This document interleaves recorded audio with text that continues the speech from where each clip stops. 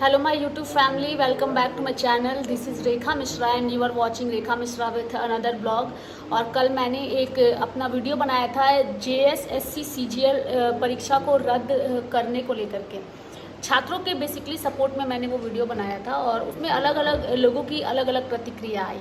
लेकिन अभी जो सवाल उस वीडियो में उठाए गए हैं, मैं उन सवालों का जवाब देने के लिए ये दूसरा वीडियो बना रही हूँ कि मैंने अगर कोई वीडियो बनाया है तो मैंने खुद के लिए नहीं बनाया है। लाइव इंडिया हर पल जो हमारा न्यूज़ चैनल है, उस न्यूज़ चैनल पे हर दिन हम JSSC CGL के छात्रों की आवाज़ को लेकर के खबर बना भी रहे हैं, दिखा भी रहे हैं और मुद्दों को भी उठा रहे हैं। लेकिन हमने सोचा कि सिर्फ एक प्लेटफॉर्म पर एक मुद्दे को उठा करके अगर लोगों तक बातें नहीं पहुंच रही हैं तो कुछ और प्लेटफॉर्म जो हमारे थ्रू लोगों के बीच जाते हैं, उस प्लेटफॉर्म पे भी हम आवाज़ उठाएं, और इसलिए हमने वीडियो बनाया। और अब जो वीडियो मैंने बनाया था इससे पहले, उसमें मैंने कहा था कि परीक्षा का रिजल्ट जो है वो जल्द जारी होने वाला है। कुछ लोगों ने कहा कि इसके पीछे क्या वजह है, आप किस आधार पर कह रही हैं। तो जो खबरें हमारे सामने आई थी JSSC CGL की ओर से 18 अक्टूबर को जो है वो फाइनल आंसर की जो है वो जारी किया गया था। अगर फाइनल आंसर की जारी किया गया था तो आप समझ सकते हैं कि फाइनल आंसर की जारी करने के पीछे क्या वजह है।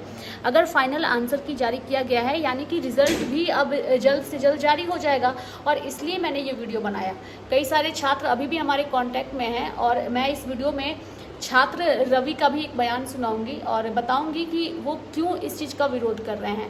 हालांकि इस पूरे प्रकरण में कई ऐसे छात्र हैं जो मेंटली काफ़ी डिस्टर्ब हैं, उनका हेल्थ भी काफ़ी ख़राब हुआ है। तो मैं यहाँ पर उन लोगों को भी यही सजेस्ट करूँगी कि आप लोग प्लीज़ प्लीज़ प्लीज़ अपने हेल्थ का ध्यान रखिए और उसके बाद ही आप लोग कोई प्रोटेस्ट करिए। भ्रष्टाचार कोई भी सरकार खत्म नहीं कर सकती है, लेकिन हम आवाज़ ज़रूर उठा सकते हैं उस भ्रष्टाचार को ख़त्म करने के लिए। लेकिन उस आवाज़ का मतलब, उस आंदोलन का मतलब ये नहीं होना चाहिए कि उस पर हमारी ज़िंदगी दांव पर लग जाए, हमारा हेल्थ ख़राब हो जाए और हम हॉस्पिटलाइज हो जाए। ये प्रक्रिया या ये प्रकरण नहीं होना चाहिए। इसलिए छात्रों से यही उम्मीद होगी कि आप लोग आंदोलन करिए, अपने आंदोलन को उग्र रूप दीजिए, लेकिन अपने हेल्थ को ध्यान में रखते हुए।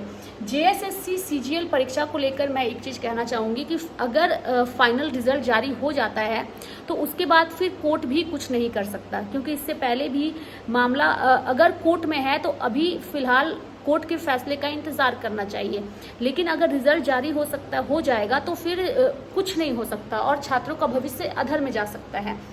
और छात्रों की ओर से मांग की जा रही है सिर्फ परीक्षा रद्द करने के लिए ही नहीं, इस मामले में CBI जांच की भी मांग की जा रही है, क्योंकि इससे पहले जो ये परीक्षा रद्द हुई थी उस वक्त SIT टीम का गठन किया गया था और SIT टीम के गठन के बावजूद कोई भी निर्णय नहीं हो पाया, यानी कि अब वो भी सवालों के घेरे में है। अब छात्र निष्पक्ष जांच की मांग कर रहे हैं और इस परीक्षा को रद्द करने की मांग कर रहे हैं।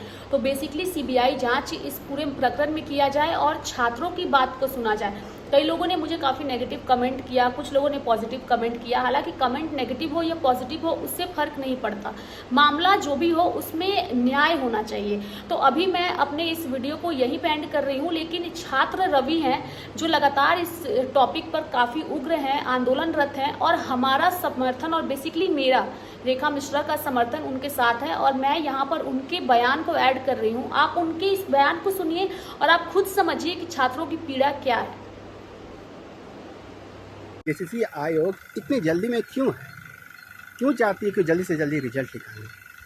आप देख सकते हैं कि 26 तारीख को हमारा एग्ज़ाम हुआ था, 21 और 22 तारीख को, और 26 तारीख को उन्होंने आंसर की जारी कर दिया।